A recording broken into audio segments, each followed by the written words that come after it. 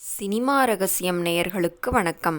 தமிழ் சினிமாவில் ஆல்ரவுண்டராக வலம் வந்தவர் டி. ராஜேந்தர். இயக்குனர், நடிகர், பாடகர், இசையமைப்பாளர், ஒளிப்பதிவாளர், பாடல் ஆசிரியர், தயாரிப்பாளர் என பன்முக திறமை கொண்டவர். இவர் கடந்த 1980ஆம் ஆண்டு வெளியான ஒருதலை ராகம் என்ற படத்தின் மூலம் தமிழ் சினிமாவில் அறிமுகமானார். இந்த படத்திற்கு கதை, திரைக்கதை, வசனம் எழுதி கல்லூரி மாணவர் கேரக்டரில் கேமியோவாக நடித்திருப்பார். தொடர்ந்து வசந்த அழைப்புகள், நெஞ்சில் ஒரு ராகம், ராகம் தேடும் பல்லவி உள்ளிட்ட படங்களை இயக்கி சிறிய கேரக்டரில் நடித்து வந்தார் டி. ராஜேந்தர்.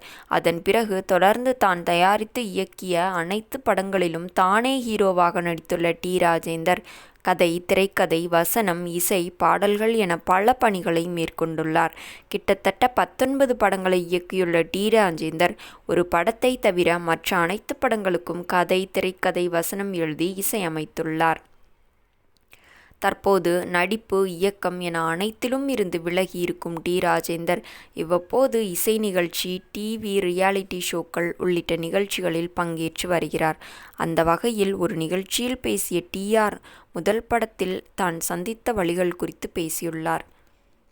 1980ஆம் ஆண்டு வெளியான ஒருதலை ராகம் படத்தை இயக்கியது டி. ராஜேந்தர் தான் என்ற தகவல்கள் இருந்தாலும் இந்த படத்தின் இயக்குனர் இன்று E.M. இப்ராஹிம் என்றுதான் வரும். இந்த நிகழ்ச்சியில் பாடல்கள் குறித்து பேசிய டி.ஆர். வாசமில்லா மலரிது என்ற பாடல் பதிவின் போது எல்லோரும் என்னை பார்த்து சிரித்தார்கள்.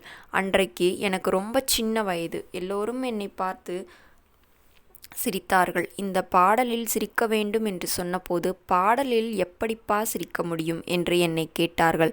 இந்த பாடலை பாட வந்த பாலு அண்ணாவும் எஸ்.பி. பாலசுப்ரமணியம் என்ன ஃபீல் பண்ற, எப்படி சிரிக்கிறது என்று கேட்டார். அப்போது நான் ஒரு சர்காஸ்டிக் மெயில் போன்று கொடுக்க வேண்டும் என்று சொன்னேன்.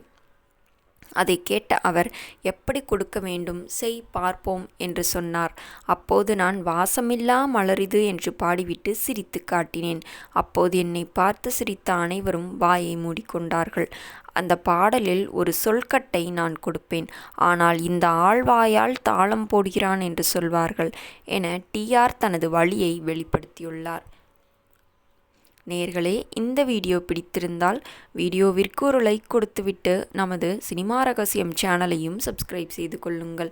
தனது முதல் படம் இயக்கும்போது நான் பாடல்கள் சொல்லிக் கொடுப்பதை பார்த்து பலரும் சிரித்தார்கள். ஆனால் நான் பாடல் பாடி சிரித்த அவர்களின் வாயை அடைத்தேன் என்று டி. ராஜேந்தர் கூறியுள்ளது உங்களுக்கு பிடித்திருந்தால் நமது சேனலை சப்ஸ்கிரைப் செய்து கொண்டு இந்த வீடியோவிற்கு ஒரு லைக் கொடுத்து விடுங்கள். மீண்டும் நாளை சந்திப்போம். நன்றி, வணக்கம்.